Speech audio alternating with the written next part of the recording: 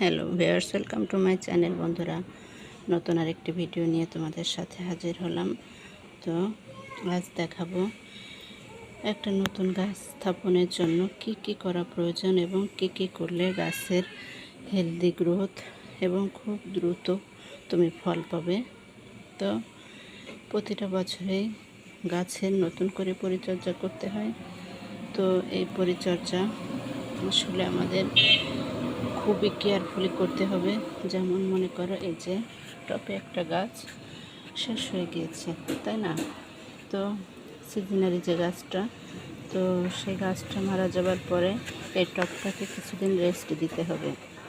এই টপটার মাটি তোমার উর্বরতার শক্তি কমে গেছে, তার জন্য এই টপটায় নতুন করে সব কিছু প্রসেস করতে হবে। তো আমি যেটা করেছি, এই যে এই মাটিটাকে এর সাথে আমি যে তোমাদের আগে দেখিয়েছি কম্পোস্ট সার তৈরি করি সবজির খোসা দিয়ে, আর সাথে অল্প কিছু গোবর দিলে দিতে পারো, না দিলে সমস্যা নাই।